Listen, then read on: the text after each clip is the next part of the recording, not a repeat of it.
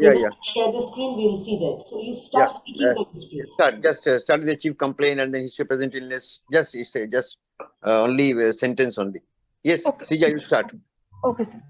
Yeah. Sir, we have a 44-year-old male patient, resident of North 24 Pargana. He is a salesman by profession. He came with the chief complaint of dilated veins over the middle side of right leg for 2 years, blackish discoloration over the right ankle medial side, and pain on the right leg on prolonged standing. The patient was apparently well 2 years back when he developed dilated prominent veins over the right medial side of the leg, which gradually progressed. The prominence of the veins increases on prolonged standing. It started around the ankle and gradually progressed till the knee. He noticed gradual blackish discoloration over the right medial malleolus for last 6 months. For the past 1 month, he is having pain on the right calf and lower leg on prolonged standing. There is history of occasional itching over the right ankle medial side. There is no history of ulceration. And the patient has no history of pain abdomen. Bowel bladder habit is normal. There is no known comorbidities. No past surgical history. There is no family history of similar illness. The patient has no drug allergy, no known drug allergy. He was under treatment for the last 1 year and used the compression stockinets irregularly. On examination, Wait, Sija. For Yes, examination, we present the history part. Let us discuss how Yes, you sir. present it better, and then Yes, come sir. to that. Okay. Right. Yes, sir. Mehul, can you just lower it and bring it to the first slide, please? Yes, thank you. Okay. So, Srija, in your history, you said that the chief complaints was dilated veins over medial side of right leg. Yes, sir. Did the patient tell you that these are dilated veins? Because the history is supposed to be in the language of the patient. What is the specific complaint that the patient says?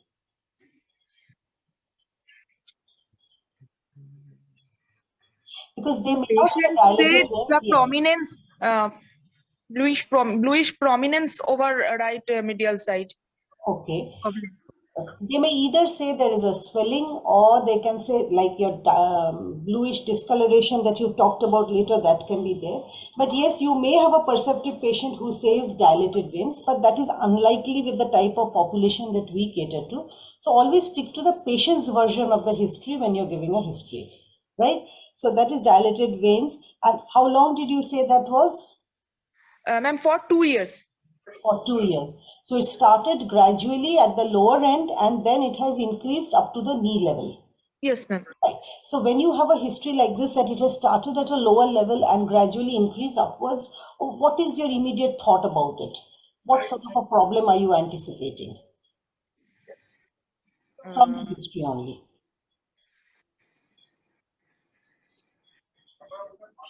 Okay, I'll just give you a different scenario. If the patient had said that it started higher up and came down versus a patient who says the swelling started at the ankle and has gone up. Is there a difference between the two histories? Yes, ma'am. If it started above and then come downwards, there is more probability of saphenofemoral junction incompetence, or if it's below knee, then saphenopapluteal junction incompetence in case of short saphenous. But if it starts downwards and then go upwards, then there is chance of perforator incompetence. Correct. So if it is starting lower down and going up, in all probability, this is only on the basis of your history, in all probability, there is going to be a, can you please remove this phone call from the, Mehul, can you please remove the phone call from here, please? So in all probability, it is a perforator incompetence. You have said that there is a blackish discoloration for how long? Right medial malleolus. Yes, for how long? This is for, this was for 6 months. Okay. So what do you think? What is this blackish discoloration due to?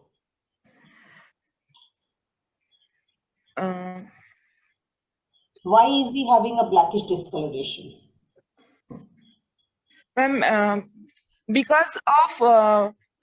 Because the venous drainage is not proper, the tissue is getting damaged and pigmented. No. What is the exact mechanism? What is the mechanism? There is varicosity. Yeah. So what is the effect of varicosity. There is more pressure on the venous side. What Yes, sir. happens in the capillary bed? What happens in the capillary bed? See, the venous return is poor. There is more venous pressure at the lower end. So if Yes, there is pressure on the walls of the vein, what happens? This pressure is going to be transmitted to the capillaries as well. Yes, ma'am. Yes, ma'am. So if there is a high pressure in the capillaries, what happens to the walls of the capillaries? What leaks out? What component of blood leaks out of the capillaries if there is higher pressure? There is clear one answer. All components of blood leaks out. All components, the cells, the plasma. And what happens to this leaked out material? What happened to the plasma that is leaking out? That will get absorbed through lymphatics. That will Yes. get absorbed, and then what Good. remains? And the the blood corpuscles that will What happened to the RBCs? RBCs will be converted into bilirubin. No, before No. Not directly bilirubin. hemoglobin gets converted to Heme and globin. Yes, heme and globin. And Globin the is taken by, again, lymphatics. lymphatics. Globin is a protein component. Yes, What yes. happens to the heme? The heme gets What converted. happens to the heme? No, it gets The heme converted, it gets deposited there in the tissue. So Yes. That is a black cause for discoloration. black discoloration. Okay. So high venous pressure transmitted to high capillary pressure makes the blood components leak through the capillary walls. The rest of the components, that is the protein material, they get reabsorbed by the lymphatics. The RBC gets broken down into heme and globin. The globin is again absorbed by the lymphatics. It is the heme which is lying there and gets deposited in the skin and the subcutaneous tissue, giving rise to the blackish discoloration. Okay. So now that you've spoken about the pathophysiology, what else happens when this extravasation across the capillaries occurs? What else happens? Ulceration may happen. Okay, but What happens to the WBCs? What happened to the WBCs? They are also extravasated. Yes, sir. So what does the WBC liberates? It liberates a lot of cytokines. enzymes and oxygen-free radicals. Yes. They liberate proteolytic enzymes and oxygen-free radicals, and this causes a local reaction to the capillary endothelium, thereby leading to microthrombi in the capillaries, small thrombi in the capillaries. So the perfusion in that area gets diminished, thereby leading to hypoxic changes which might escalate to ulcer formation. So a patient who has a pigmentation now might progress to having an ulcer later on. So you have to be very cautious about it. Now, we are getting biased that this is a varicose vein patient, but if there is a blackish discoloration or there is a slight discoloration in the limb, what else will you think about other than varicose veins? Something very common we get in our OPDs. Slight discoloration of the toes. Peripheral vascular disease. Yes. So you also have to remember that even in peripheral vascular disease, you might have these blackish discolorations, but they are usually more acute in onset. Your patient has a longer history, so unlikely to be an arterial cause. In all probability, this is a venous cause. Fair enough. You've said that the patient has pain, right? So what sort of pain does your patient have? The patient has the pain towards the end of the day or while prolonged standing, the patient is having pain. But after taking rest, the pain usually goes away. See, first things first, is it an acute onset pain or is it an insidious onset pain? That is the first thing you must mention in your pain history. Ma'am, this is an insidious onset pain. If it had been an acute onset pain, what would you have thought about? If there is an acute onset pain, it could have been a DVT. Okay, what else? Or a peripheral vascular disease also. Not all peripheral vascular disease, something with an embolic onset. That will give you an acute onset pain. Okay, so first point is whether it is acute versus insidious. Second, you said that usually it's there on prolonged standing. On prolonged standing. How do you explain this? The patient was saying that he is a salesman and he requires prolonged standing hours and working hours. So he says this mostly occurs after a long period of standing. It's not Yes, standing I exactly. You understand. see, it's not standing. Most of the time, the pain is he feels the ache in the cuff towards Yes. the end of the day after prolonged walking, not only standing. Most of the time, the Yes. classic history of venous claudication is he walks for the whole day and Works for then towards the end of the day, he has some ache in the cuff. That is a Yes. classic venous claudication. It's not only standing. Not standing here. Yes. Yes. So what happens is that the moment he is walking or standing, what happens normally, our calf muscles are active, our perforators are good, so the blood drains from the superficial to the deep venous system. Now, in his case, it is not draining to the deep venous system, it is accumulating there, causing a vascular hypertension, leading to the pain. So the very easy thing is that if he lies down or takes some rest, the pain usually disappears. How will you differentiate this pain from a claudication pain? How will you differentiate this from a claudication? Yes. I mean, even arterial claudication. What is the correction of arterial claudication? Claudication due to arterial disease. What is this classic history? Patient The has pain patient after walking has for pain some after distance. walking some distance, and the Uh, patient didn't have to take rest, and the pain goes away. And usually, this distance shortens yes. after some days. So Yeah. initially it is of a longer distance, then gradually as the symptoms progress, the distance after which he has to stop to take rest usually becomes lesser and lesser. Okay? Yes. And at a more advanced stage, he is going to have what is called rest pain, where Rest pain. even when he is not walking, he is going to have pain. So there's a distinct difference between a venous claudication as well as an arterial claudication. Okay. So you had also talked about familial history. You said that there is nothing relevant in the familial history. What were Now, you? before family history, Yes, sir. you are also supposed to mention whether is noticed any swelling in the lower abdomen or any swelling in the groin, because patient may have a secondary varicose vein. So that history is important. Second Yes. is past history is very important. Patient having a varicose vein, what in the Yes. past history, you should make a separate heading. What in past history is important to have having a patient of varicose vein? One is prolonged immobilization in the bed, prolonged uh, So to rule prolonged out bed rest, prolonged bed rest, any history of swelling, fever in the cuff, so it will suggest a previous deep vein thrombosis. So that has to be emphasized because the treatment of primary and secondary varicose vein are different. So you can just make one line. You have to make a separate heading of past history and give details about the any past medical illness, past surgical illness, any history of long immobilization in the bed, and any history of such history, which might suggest deep vein thrombosis, pain in the cuff, fever, okay, appearance of acute swelling along the veins. So make a good history of past history. And then family history. Madam is asking. Family history. What about that? In case of a female patient, again a history of pregnancy. Yours is a male patient, but if it was a female patient, whether she is pregnant or not, that is also relevant. Why is that relevant? You've been muted, Srija. Yeah. during pregnancy. Why is it important during pregnancy? Sir asked about an abdominal lump. Abdominal lump or pregnancy that may obstruct the vein. Pregnancy has two effects. One is compression and another is pregnancy has two effects to cause varicosity. One is a gravid uterus and also Also, there is hormonal effect yes. that causes.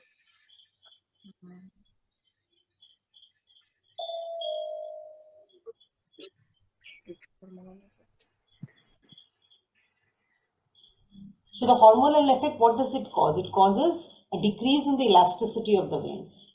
Okay. So the pumping action of the veins also tend to go down. So any lump in the abdomen or pregnancy basically causes a compression on the pelvic veins. And so the venous return is compromised, thereby leading to dilatation of the veins. Okay. Yes, we were on family history. So why did you ask about the family history? Is there anything significant which may give a positive history? patient may, there is a familial predisposition for varicose veins. Why should somebody have a familial predisposition? What sort of familial predisposition are you thinking of?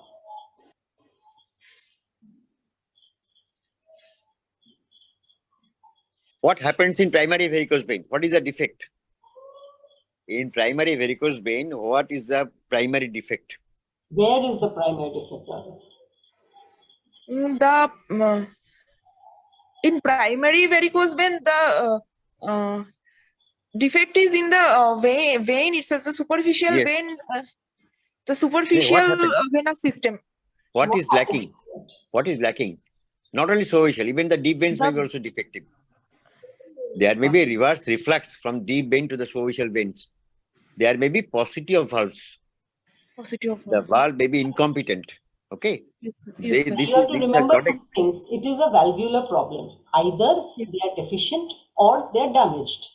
So if Yes, there is ma'am. a familial history, usually they are deficient in the valve. Deficient. And when you are acquiring the disease, the valves have become defective, maybe secondary to deep vein thrombosis or any other problem. Okay, so that is the relevance of a family history, which whether there is a history of similar dilated veins in other members of the family. Okay. You had not mentioned anything. You have said he was under treatment for last 1 year and used compression stockiness regularly. Any other history in treatment you would be interested in asking? I agree with you, this is fine, but any other history that you would be interested in asking for treatment?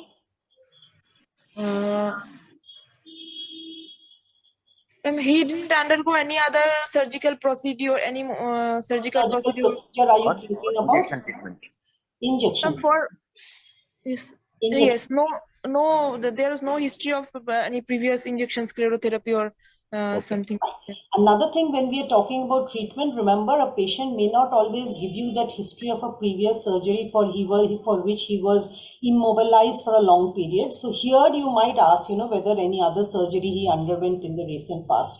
If he's had some other surgery for which he had prolonged immobilization, then that may be the cause of the varicosity, secondary to the deep vein. Secondary to DVT. Okay, so when you take treatment history, it is local history, like you correctly said, compression stockinets, whether any injection history, any surgical history for it may be a recurrent varicose vein, so any surgical history for the varicose vein, or any other surgical history which might have led to prolonged immobilization and therefore secondarily a varicosity. Okay. Yes, ma'am. So shall we move to the examination? So before you start the examination, I did not like your just writing straight away inspection palpation. Examination means a general physical examination and local examination of both lower limbs. The heading should be examination of both lower limbs and does not start with dilated veins. In lower limb examination, you are starting with position and deformity of the limb. Patient with varicose vein may have some deformity. You comment on the limb as a whole and then pass on to the veins. Okay. So don't skip the general examination part. But can you answer what sir said? That what are the things you're going to see overhaul in the two legs before coming to specific examination of the varicose veins? Ma'am, I will compare if there is any swelling in the affected limb, and can there be variation in the size of the limb? Can the limb size may be different on either side? There are a lot of other conditions when there may be varicosity. It can be arteriovenous malformation. It can be arterial malformation when you may be local gigantism. Compare the two limbs, you find one limb is bigger. Okay, so you have to first compare. Ask the patient to stand up. Patient with varicosity may have equinus deformity. Because these patients learn that if you walk on toes, there is more compression of the veins. There is some better venous return. So these are all secondary deformity. So ask the patient to stand, start with the limb as a whole. Attitude and deformity of the limb. See, the equinus any gigantism that sir is talking about usually happens for a patient who has a very prolonged history. A short duration history will not give you an equinus deformity. Okay. Yes, these are ways of compensating for the problem by the body itself. Yes, ma'am. So look at the limb, make the patient stand, both limbs should be exposed. See, look at the overall size of the limb. Does it look swollen? Is there certain area, I mean, hypertrophied, like local gigantism? Is there any, make him walk a few steps, watch his gait. So these have to be mentioned before you directly attack the affected limb. Okay, ma'am. And then your description is not enough. You see, you are trying to describe the vein. You know Yes. the surface marking. So your target is to describe the dilated veins and straight away go. You can easily say that varicosity involving the trunk of the great saphenous vein is involved in the trunk of the short saphenous vein, Okay. because you know the surface marking. You find other veins on the leg, on either side, lateral side. So additional varicosity is seen on the leg or the thigh. So you have to describe the varicosity. It's not only one line.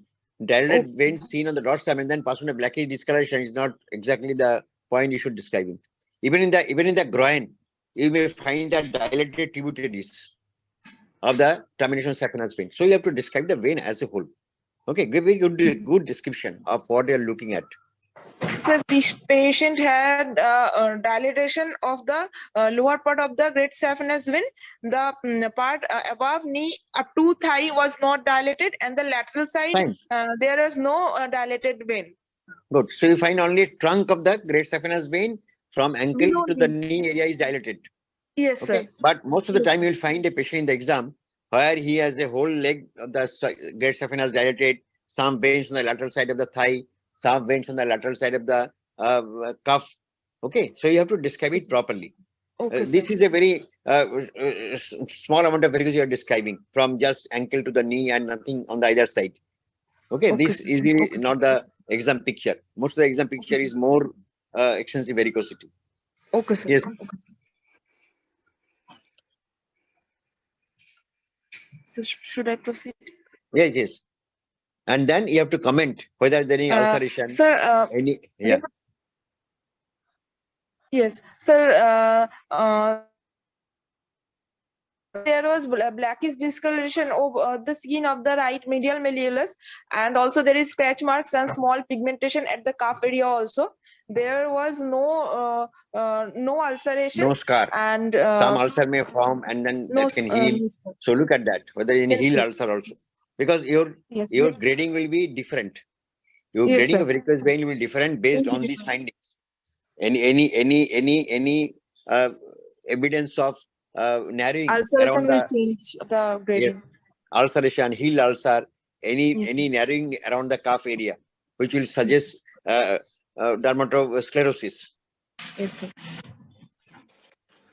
Sorry, sir, I had got logged out. I've got come back. I just Yes, asking. She has given Yes, the inspection. Just she has described the vein to some extent and the blackish. I said that you have to describe the vein, saying which part of the great saphenous is affected, any tributaries being dilated or not. Yes. Okay. Did you mention anything about any ulcers? No, ma'am. This patient there is no ulceration, and That there I is also no told her. scar. Any ulcer or any healed ulcer, these are all important for your grading of varicosity. As you go by CAPP classification, okay, CAP So a classification takes negative into account history this. is also important. A negative history, if he does not have any ulcer, even that is important to mention in your history, that there is no ulcer evidence of any active or healed ulcer. So that negative history also has to be there. Yes. Okay, Yes. sir. Okay, ma'am. So what else? Can you proceed? So you've talked about the dilated veins, you've talked about pigmentation, and you've talked about ulcers. Yes. And comment about the limb as a whole. Yes. Attitude of the limb, any deformity, any gigantism, okay, any disparity between the two limbs. These are all to be mentioned. Your heading is limb as a whole, not the vein. Try to understand what you are doing. Or examining the both rural limbs, because you said it may be arterial disease also. Yes, sir. In the examination, you have to see the whole pulse. Your examination is complete by looking at the veins only. Yes, sir. You have to examine for the pulses also in the limb. That is not there in the description. Yes, So sir. you are examining a patient both lower limbs. That is your target, and see what you need to see in lower limbs examination. So study the palpation. Fine. Yes. Sir, there was no tenderness or thickening of the veins along the course. There was no calf impulse at the saphenofemoral junction. The distal pulse was palpable, and I'll just stop you. I'll just stop you, Shrija. Just take me one at a time. You said there was no tenderness. What Yes, were you ma'am. looking for when you were looking for tenderness? If tenderness was present, what would you think? Number one, you said was tenderness. So if tenderness What is present, complication will lead you to that patient has got some tenderness? Any deep venous thrombosis or That will be tenderness along the deep veins, not superficial veins. yes. You have tenderness along the dilated veins. What would yes, it implicate? As well as thrombophlebitis. yes, sir, thrombophlebitis. Okay. Next, what was your second point that you said? No cuff impulse at the saphenofemoral junction. Why are you looking for a cuff impulse at the saphenofemoral junction? To see if there is any incompetence at the saphenofemoral junction, we check for cuff impulse there. Okay. Third, you had said that the peripheral pulses are all positive, right? All palpable. Yes. Why are you interested in this? To rule out any peripheral vascular disease. Okay. To rule out any peripheral vascular disease. Yes, yes.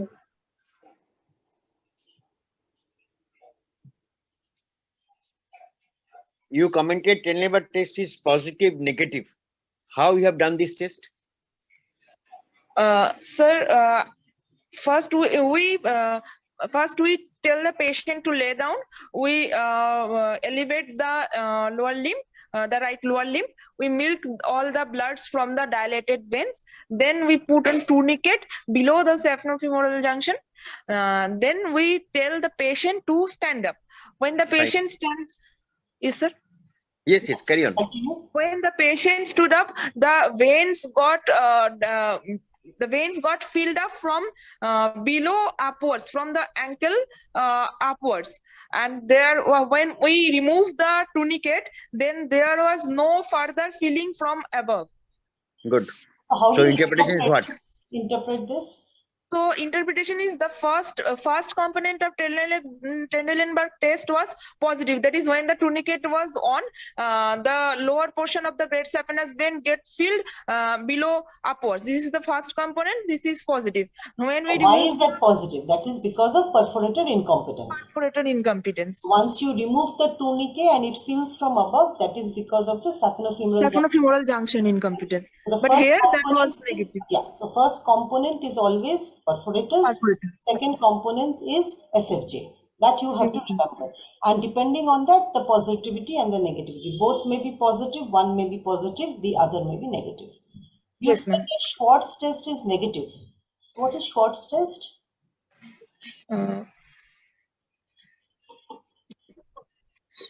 Ma'am, What is Schwartz test? Where do you keep your fingers? Where do you keep your fingers for performing this test? Ma'am, at the saphenofemoral junction, we palpate the saphenofemoral junction, and when What is we the landmark of the saphenofemoral junction? 3.5 centimeter below and lateral to the pubic tubercle. Okay. Yes. So you keep your finger there at the saphenofemoral junction. And what do you do? And we tap the dilated veins. You tap the dilated vein. So what do you? If we feel the impulse at the saphenofemoral junction, then it is said Schwartz test is positive. Fine. So what is the reason for this positivity? Why normal person don't get this wave? A normal person, you tap the vein and here you do not feel the wave. Why? What happens to this wave as you tap the vein lower down? This wave is dampened by the competent valves. Okay, sir. So till now you've been only discussing about the valves between the superficial and the deep veins. But Yes, you have to remember that there are valves within the superficial veins. Within the superficial veins. Yes, ma'am. Within the superficial veins, which usually allow what? The blood to flow from Upward only. Upward only. So if there is an incompetence of these veins, so normally a long segment of vein is basically divided into compartments by these valves. So even if you tap in a normal patient, the transmission will not be there up to the saphenofemoral junction. When the valves within the vein are damaged, then you will be able to feel the tap when you tap down, and you will feel the tap in the saphenofemoral junction. You've Okay, next ma'am. gone on to modified Perthes test. What is that? Yes. Sir, ma'am, in modified Perthes test, What do you do? without milking the vein, when the vein is full, we put one tourniquet below the saphenofemoral opening area, and we tell the patient to walk. If there is if there is normal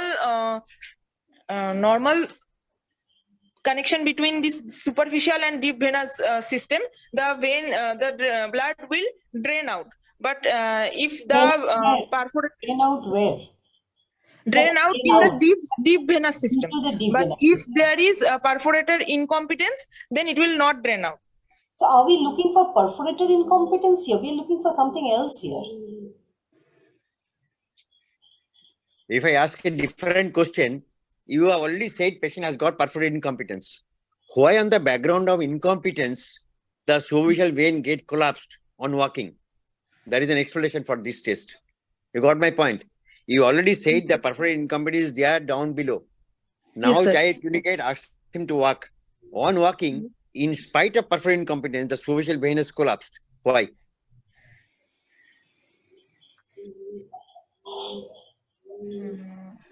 It have been reversed. What happens on walking? During walking, there is Yes, pumping of the soleal muscle. soleus muscle.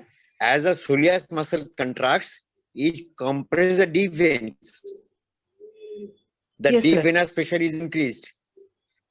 So, Yes, sir. in spite of perforated incompetence, this blood is sucked in from the soleal deep veins. If the deep veins are blocked, what is going to happen? If the deep veins are blocked, This is a then test for DVT. Understand? yes, sir. Oh, yes, Yes. yes. If the deep veins are blocked, then the vein will not drain out.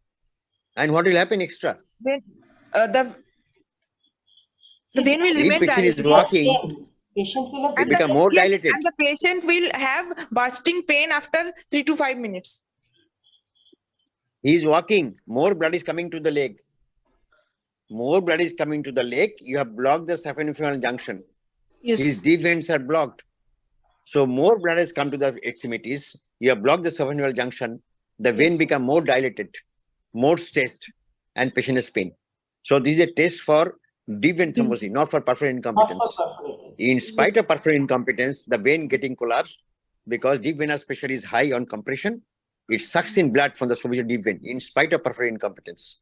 That is the explanation. But these tests now are not very valid tests nowadays with the advent of Doppler and other tests. But still, for exam, some examiner might ask you this interpretation of these tests. One more test that you have not mentioned here is a Figan's test. Yes, ma'am. There is a Fagan's test where we need to check for if there is any gap in the if there is a gap in the deep fascia. How when this the gap occurs? perforator- Why this gap occurs in different? because of the perforators getting dilated, the Yes. fascial their aperture, the fascia, there is a gap in the fascia that we can Once you palpate. empty the veins, you can clinically feel the defect in the fascia through which the perforator is going in. So that will tell you that there is a presence of incompetent dilated perforators at that point. So you have to do a Trendelenburg test to know the status of the SFJ. You may do a multiple tourniquet test to know the level of the perforators. You must do a Schwartz. You may do a Schwartz test to see if the perforator, the valves within the vein are competent or not. You'll do a modified Perthes test to know the status of the deep vein, and a Fagan's test will tell you whether a defect will tell you the position of the incompetent perforators. Okay.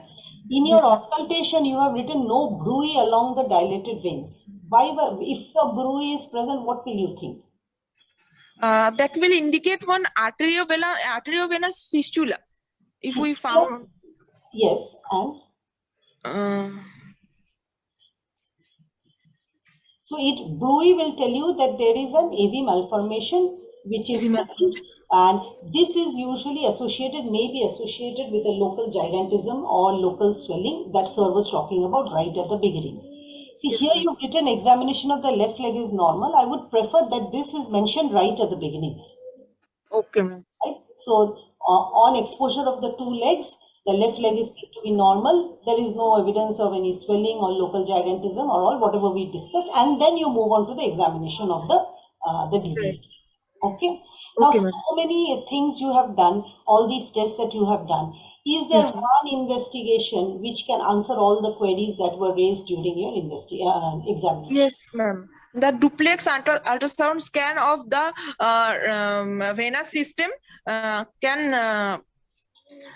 But Srija, for exam purpose, the heading is not proper.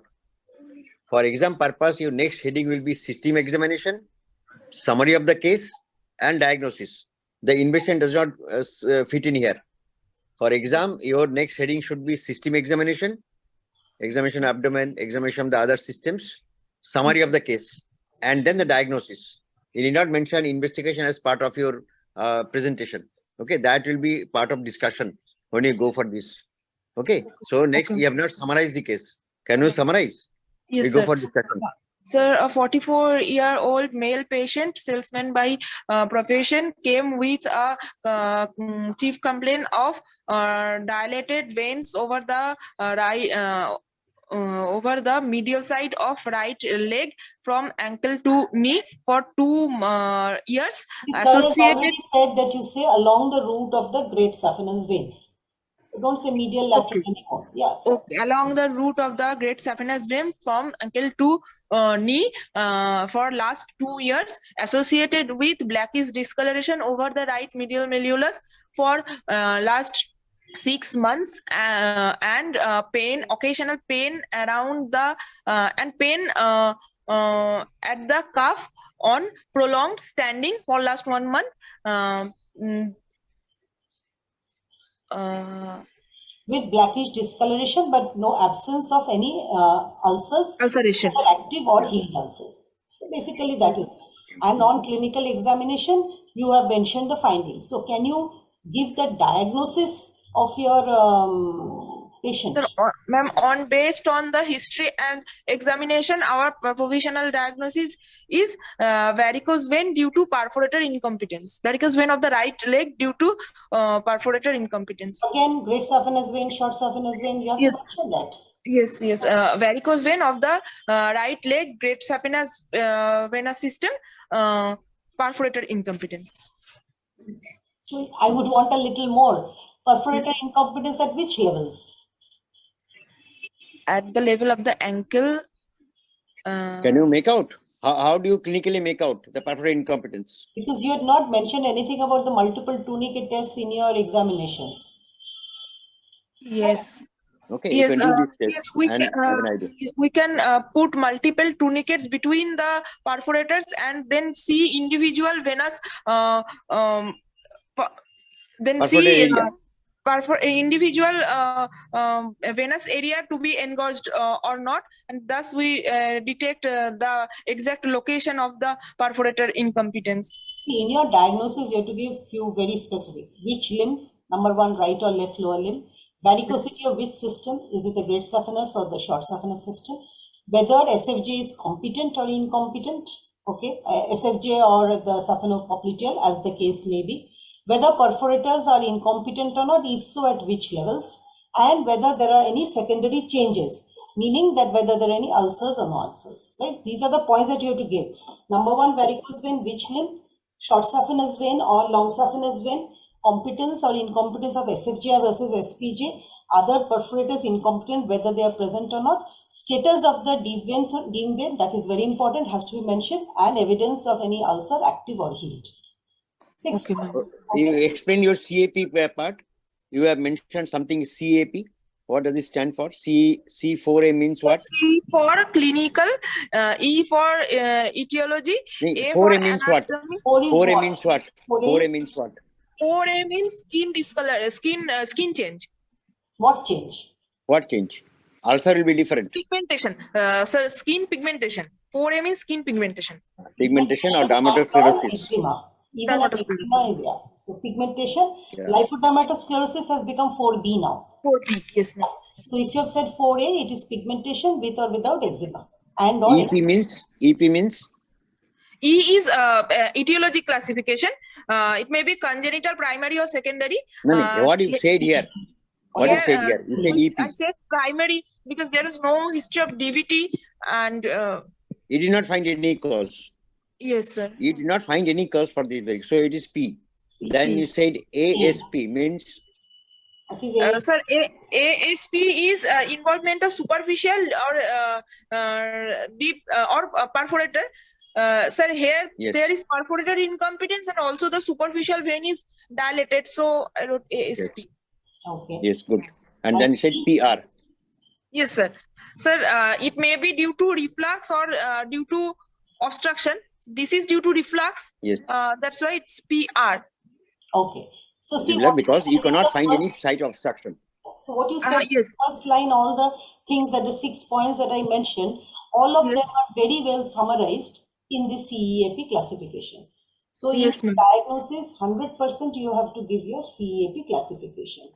Okay, ma'am. CEAP classification has undergone some modification only 2 years back. Are you aware of it? Modification. No, ma'am. See, they have added an R to C, meaning recurrent. If you have a recurrent varicosity, you can say R. And they have also added that if there is a great saphenous vein above the knee or below the knee, if you great saphenous vein is a long vein, so you can write GSV-A or Yes. GSV-B. That is, A is above the knee, B is below the knee. So, and third, there is a 4C. 4A was pigmentation, 4B was lipodermal sclerosis, 4C is corona phlebectasia. Okay, so you must see it's a 2021 modification of the CEAP. Some minor changes have been there, so please incorporate it into your chart whenever you write or say a case as far as CEAP. Okay, management for 10 minutes. Yeah. Yes. Sir, the patient was treated Wait. with... Let Madam ask the question. Okay. You have given the clinical diagnosis. Any other differential diagnosis? Differential diagnosis? In this case,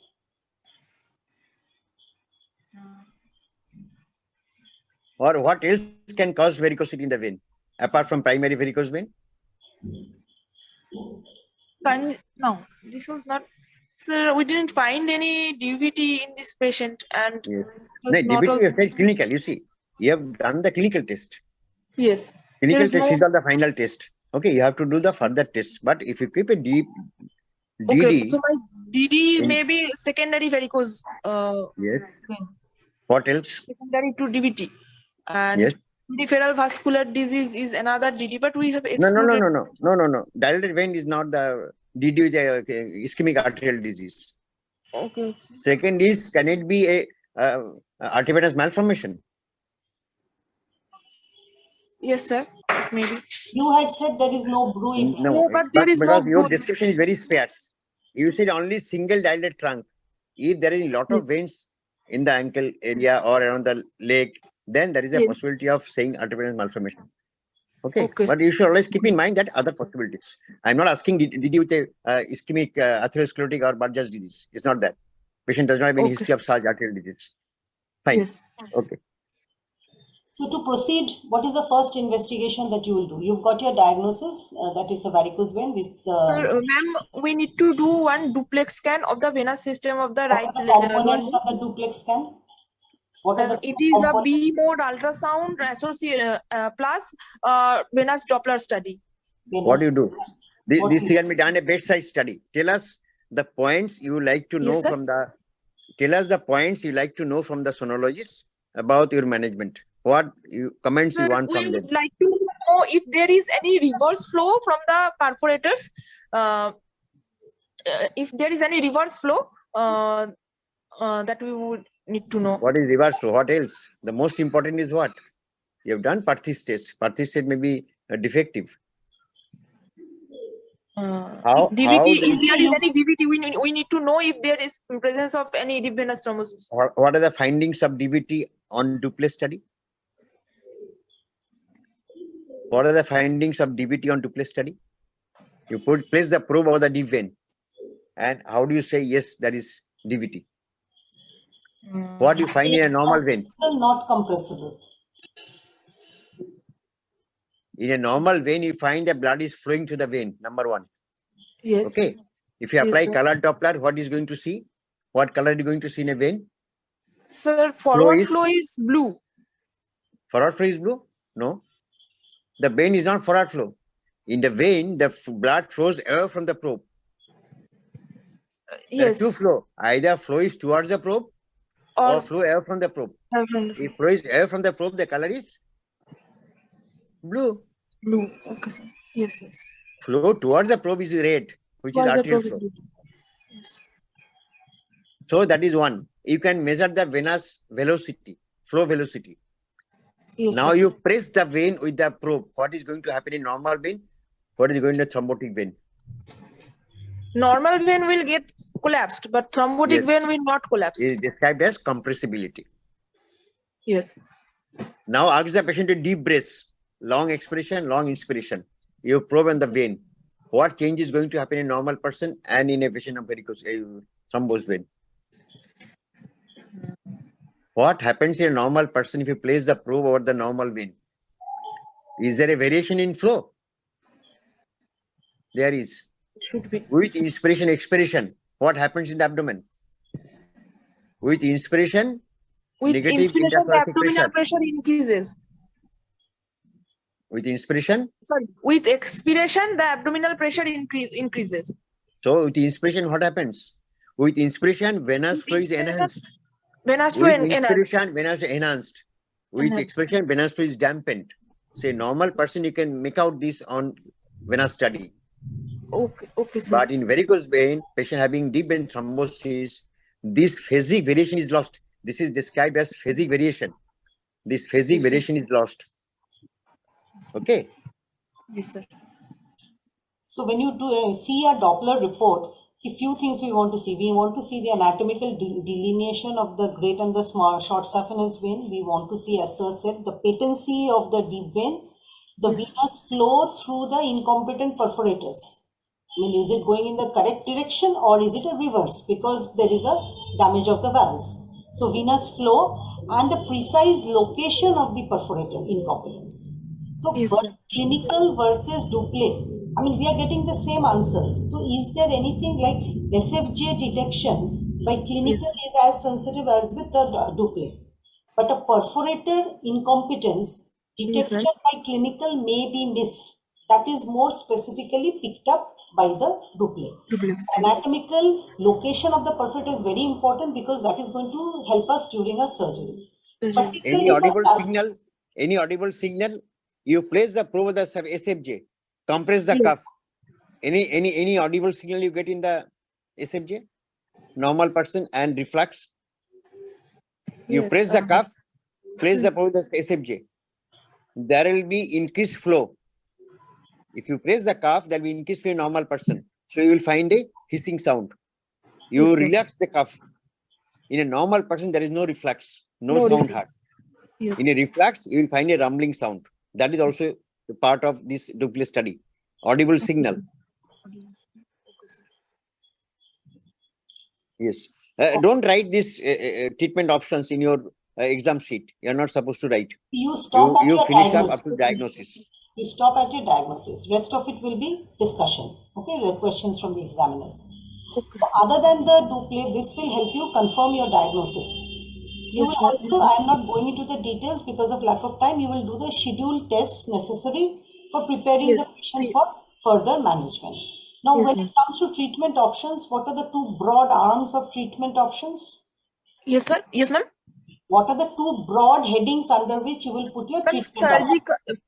Ma'am, surgical and non-surgical. No. Don't. You should make another Oh, heading sorry, of conservative. expected treatment. Expectant treatment. That means all varicosity does not require treatment. Require treatment. Yes. Conservative management and. Okay. One is expectant. Okay. Yes. So when you say conservative management, what are you, Fine. you understand? Ma'am, conservative treatment is we need to prevent progression to venous ulcer. We need to give compression stockinets to the patient. That's with the graded compression. So that will prevent ulcer formation. Or if the patient has an ulcer, that will help in healing of the ulcer. What else? You have to also give some advice to the patient. He has to do leg exercises that help Yes. so that the pumping mechanism of the muscles increase. Limb elevation at the end of the day, so that you facilitate the venous drainage. So limb elevation and leg exercise, compression dressings, compression stockinets or dressings. This is what is the pressure that we want to maintain at the ankle level. These are graded compression stockinette. Yes. So the graded means Pressure in the what? cuff. The highest pressure is where? At the calf, At at ankle. the ankle, or At at the the ankle. ankle. At So the you ankle. start at what? You start from 30 to 40 millimeter mercury. And then the pressure gradually decreases as you go up. That is a graded. Which condition is it where the only treatment possible is a conservative management? So if there is any presence of any DVT, then we can't go for surgical treatment. We have Secondary presence of varicose. DVT is an absolute indication for conservative management. Yes, ma'am. So when you're talking about surgical management, what are the options that we have available? Ma'am, for surgical management, we can do stripping of the dilated veins. Now, your patient Oh, having a in our varicosity patient. below the knee, will you do Yes. stripping? No. We below the knee, we don't do stripping. Yes. You said What SFG is is the competent. problem? If you try to do a stripping below the knee, The what is the saphenous problem? nerve may get damaged. Yes. Yeah. So below the knee, we do not do a stripping. Okay. Yes. Stripping Yes, as ma'am. such is debatable. There are two schools of law who one believes that it doesn't help, the other believes that yes, it does help and reduces recurrence rates. So you have to play along with the flow depending on what the examiner is asking you. Basic principle is that you have to ligate wherever there is an incompetent perforator, be it the SFJ, SPJ, or any of the incompetent perforators. And Okay, plus ma'am. minus stripping of the varicose vein above the knee level. Okay, ma'am. This is the whole thing. So you can broadly divide it into open surgery, minimally invasive surgery, and using other energy sources. Endovenous treatment. Endovenous. Treatments. Okay. So open surgery is, what is the name of the surgery that we do in open? What do you commonly see in our institutions? Is a varicose involving the saphenous junction and also the lower down perforators. What is that called? What is Trendelenburg operation? Trendelenburg operation involves what? It is a Trendelenburg flush operation involves ligation that. of the SFJ junction. Yeah. The And tight ligation of the tributaries. tributaries. Yes, Right? yes. Okay, so that is there. So you have to do a Trendelenburg operation plus minus a stripping of the vein in the thigh, and separately you have to identify the perforators and do Yes. a perforator ligation or the stab avulsion technique. Okay, so this is the definite open surgery. Any minimally invasive procedure, though it is not very common now with the advent of the endovenous methods. What is it called as? What is it called? ACPS. Yes, What does the yes, ma'am. ACPS So stand for? that is subfascial endoscopic perforator surgery. Yes. That is some distance away from the perforators. There is one. The endoscope is introduced, and at the subfascial plane, the perforator is And ligated. you have to inflate. You have to inflate the subcutaneous plane by Yes. by putting carbon dioxide. Okay, you have to inflate the area, create the space, Yes. and Yes. then distance the perforator and you go deep to the fascia. You see Yes. the fascia penetrating from above down, and you clip Yes. the perforators there. Okay. Yes, ma'am. In our open surgery, we tie it above the fascia. In subfascial endoscopic ligation, we tie it below the Below fascia. the fascia.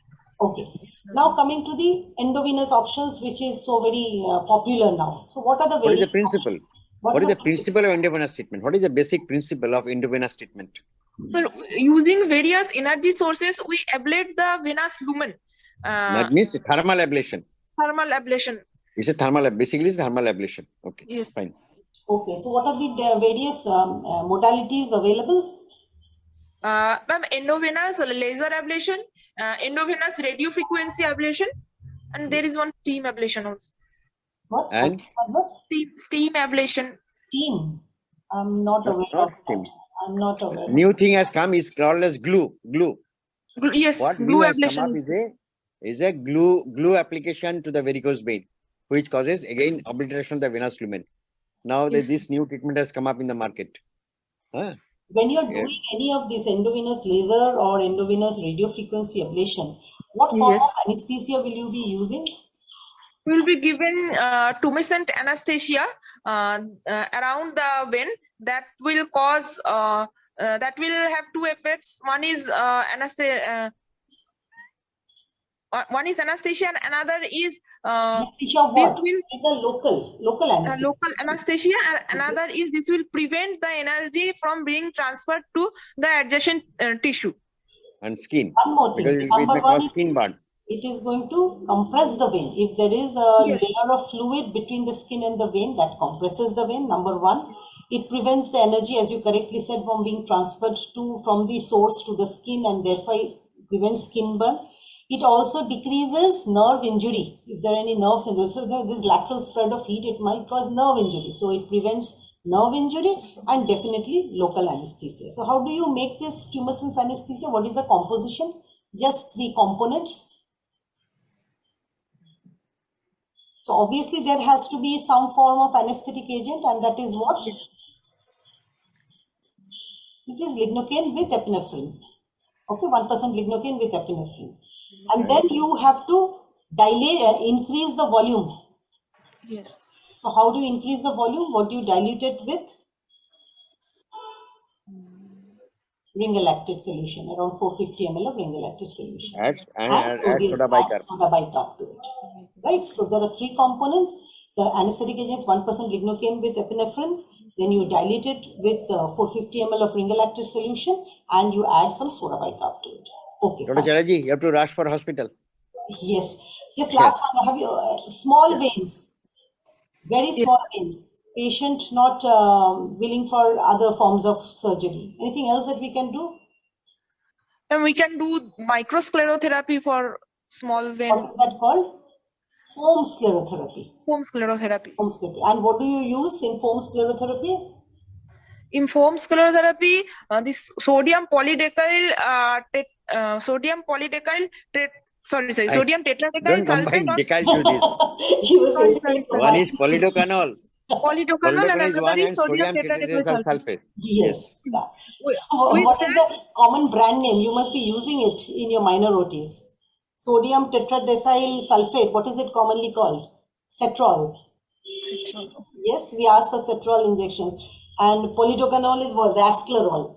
So these are the two commonly available brands that we have in Kolkata. So these are the ones which we are using. They can be used for very small veins, small varicosities, sometimes those spider veins and all that. And that can be used. So in summary, what you have to remember is, number one, the history has to be very precise. There were a lot of misouts in the history, so please incorporate them in your history. The clinical diagnosis has to be very specific, but do not forget to give an overall impression of the two limbs before you start on with the local examination. You must examine the superficial and the deep venous system, the superficial, the large, great and the small saphenous veins, the saphenofemoral and the saphenopopliteal junctions, the perforators have to be diagnosed, and the status of the DVT. And number 5 is whether any ulcers present or not, either active or healed. Okay. Auscultation will rule out an arteriovenous fistula, and again, local gigantism will also rule out an arteriovenous fistula. Yes, Systemic examination and abdominal exertion is mandatory because a lump or any pregnancy, if it is present, that may be the cause of the varicosity. yes, sir. Right? Your diagnosis will include everything, and you have to add CEAP classification to that. That is mandatory. Investigation is primarily a double with the other investigations necessary to prepare the patient for the further management. Treatment can be divided into expectant treatment, conservative treatment, and surgical treatment. Surgical can again be classified as open surgery, minimally invasive surgery, endovascular.